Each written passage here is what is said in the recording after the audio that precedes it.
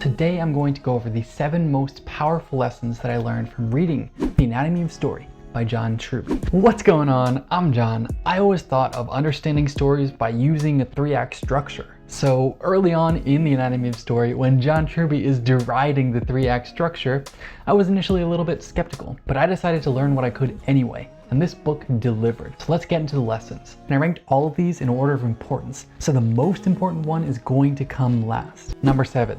Symphonic dialogue. John Truby talks about dialogue as containing 3 major elements. The first is story, where the characters are talking about what they're going to do, what actions they're going to take. The second is morality, where they're talking about their values and what is right. And the third is what I'm calling repeated dialogue, and these are specific words, phrases, and taglines repeated over and over again to really cement a specific meaning. And one interesting note John Truby talked about with regard to dialogue was how you can shift between talking about acting to talking about being. And this expresses a shift between story dialogue and moral dialogue. Basically, the characters start out talking about some sort of action they're going to take, and they have some sort of disagreement about this, but they eventually shift to talking about values and who they are as people and arguing about that instead. Number 6, scene structure. The way I've always thought of scenes is using the scene sequel framework, but John Truby lays out something a little bit different here. He talks about scene structure as basically using the 7 structure steps, which we'll talk about a little later, and using these 7 steps to create a mini story as the scene. And this is a completely different way of looking at scenes than I'm used to, and some of the prompts he gives for each of these elements I think would be useful for making your scenes better. Some of the most important ones are: where does this scene fit within the hero's development, also known as the character arc, and how does it further that development? Which character's desire will drive the scene? This character may be the hero or some other character. What does he want? This desire provides the spine of the scene. Figure out who opposes the desire and what the 2 or more characters fight about. And John Truby brings up an interesting topic with regard to plans. In the 7-step structure, the plan is how the character is going to go about overcoming the opponent and achieving their desire. And in the smaller scale, as applied to scenes, John Truby makes a distinction between direct plans and indirect plans. He talks about direct plans as being where the character knows what they want and they openly state it. And because other characters are opposing them at reaching their goals, this immediately causes more conflict in the short term. By contrast, indirect plans are where the character doesn't openly state what they want. And this leads to more short-term cohesion because they're not coming to that conflict that they actually have under the surface. But in the long term, this leads to more conflict. And you can think about it this way.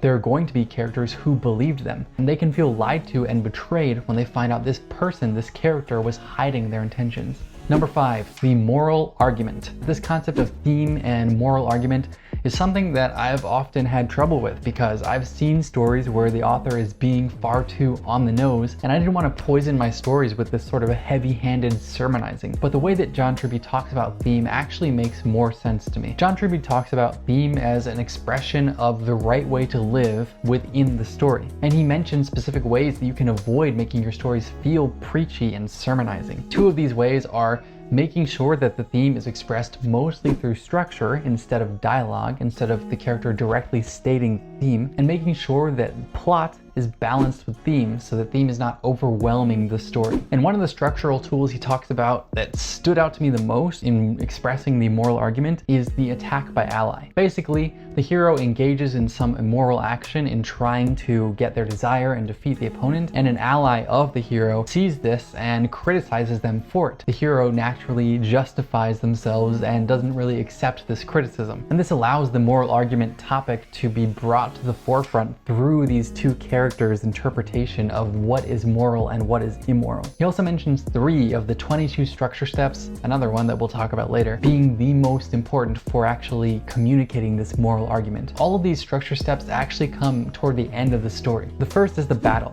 where the hero and the opponent clash and we see who wins and who actually achieves their desire. And the way that this communicates the moral argument is because we get to see these 2 value systems contrasted and see which set of values wins out in this world. The next step that communicates the moral argument strongly is the self-revelation, and this is where the hero learns a key lesson about how to live. And this is tied to the moral argument because the hero has a moral need, a way in which they're hurting people, and that they need to fix. And by understanding they've acted immorally in the past, the character can decide to act differently in the future. And the next structure step communicating the moral argument is the moral decision. This is where the hero demonstrates whether he's changed or how he's changed by making a decision. Number 4, the premise.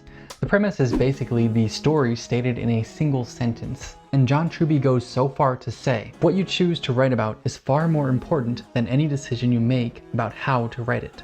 Because the premise is essentially what the story is about, it is the foundation for the story. And if your premise isn't interesting, even the best writing won't be able to fix that problem and make the story interesting. And one of the things that stood out most to me when he was talking about the premise is that he said to write something that has the potential to change your life. And by focusing on a premise that is very personal to you, you're able to make the story more unique and more meaningful. And the main benefit of the premise is that it gives you information about the story before you do all the detailed work of creating an outline or writing a first draft. It can help you map out the main components of the story, figure out problems that you're going to have to overcome in telling this story, and also determine commercial viability. Number 3, the character web. In talking about the character web, John Truby says, to create great characters, think of all your characters as part of a web, in which each helps define the others. To put it another way, a character is often defined by who he is not. And this is one of the most important realizations I had while reading this book.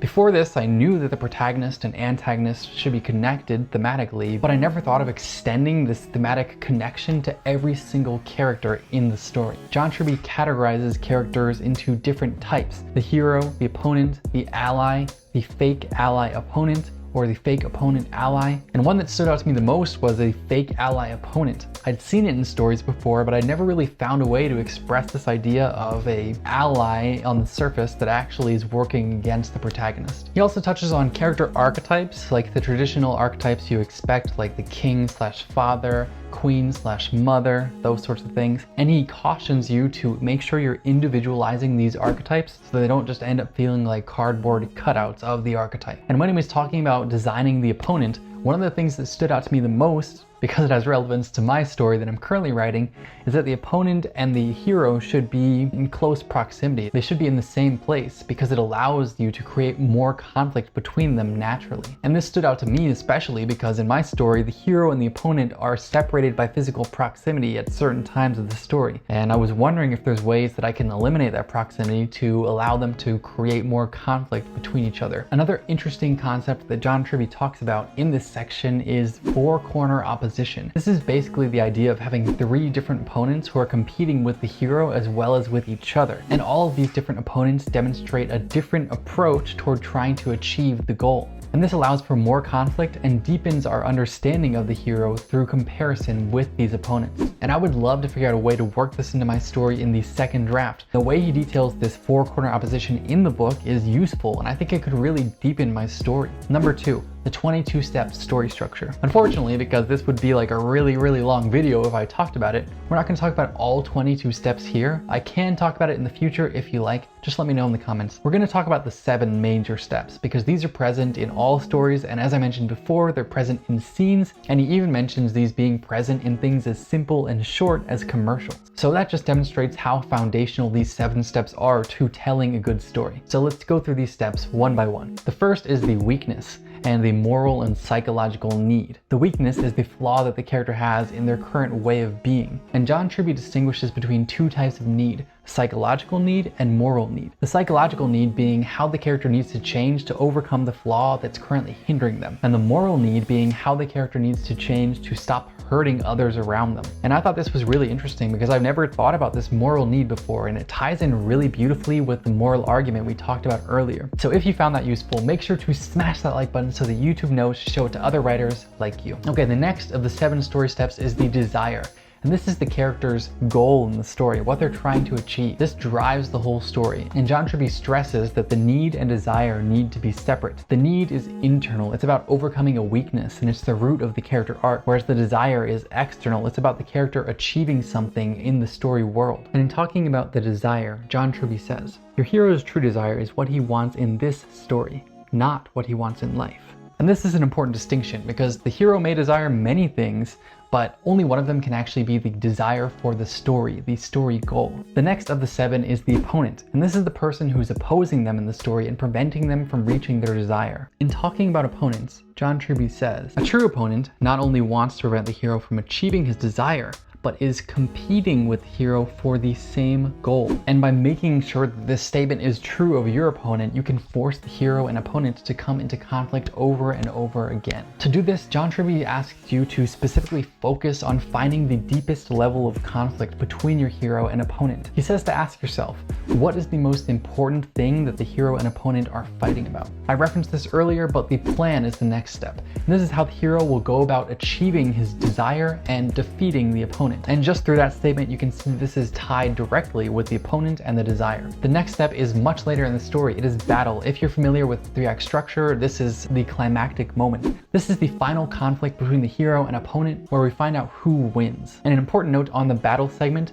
is that this is where the hero is most similar to the opponent, and this similarity only highlights the differences between them. The next step is the self-revelation, and this is where things really became different for me because I had come from the 3-act structure way of thinking, and the self-revelation in that structure comes around the 3rd plot point. And this gives the character the tools they need in order to overcome the opponent. By contrast, John Truby describes a revelation as what the hero learns as a result of the battle and who he's had to become in order to win it. And through this revelation, the hero learns the proper way to act toward others. The last of the 7 steps is new equilibrium. Basically, everything goes back to normal, except the character has changed as a result of this self-revelation. They're in a worse or better position as a result. The 22 steps is a more filled out version of these 7 steps, especially toward the middle. And I thought the 22 steps made story structure seem much more concrete. So when I go back to revise this draft and when I'm getting into draft 2, I'll definitely be thinking about this,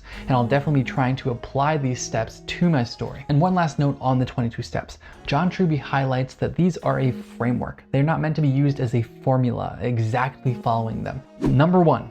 Revelations. And no, I'm not talking about the Bible here. I'm talking about information that the character learns which causes them to change their motive and desire going forward. And in speaking about the revelation, John Truby says, this information forces him to make a decision and move in a new direction. It also causes him to adjust his desire and motive. These reveals are keys to the plot. They are usually missing in average stories. In many ways, the quality of your plot comes down to the quality of your revelations. And this changed the way I thought about plot completely. I realized that in essence, all the story details already exist, and the way you make your story impactful is by choosing which of these details to reveal to the reader, when to reveal them, and how to go about revealing them. John Truby mentions that revelations should build in intensity and frequency as the story goes on. In the beginning, the revelations will be few, and they'll be relatively minor revelations. But as the story progresses toward the later stages, the revelations will be more impactful, and they'll come at a rapid pace. In describing how revelations get stronger throughout the story, John Truby says, think of revelations as the gears in a car. With each reveal, the car story picks up speed until at the final one, the vehicle is zooming. The audience has no idea how they ended up moving so fast, but they sure are having a good time. So was The Anatomy of Story worth reading? Definitely. This is one of the best books that I've read on storytelling, and I learned a ton from reading this book. So if you haven't had the opportunity to read this book yet, I strongly recommend you go and do so. That's all I got for today. Thanks for watching, and I'll see you next time. Okay. And John Truby mentions specifically that the need and desire need to be separate. Need to be separate. Okay. Number 1, revelations. And no, I'm not talking about the Bible here. I am talking about number 2. Ba-ba-da-ba.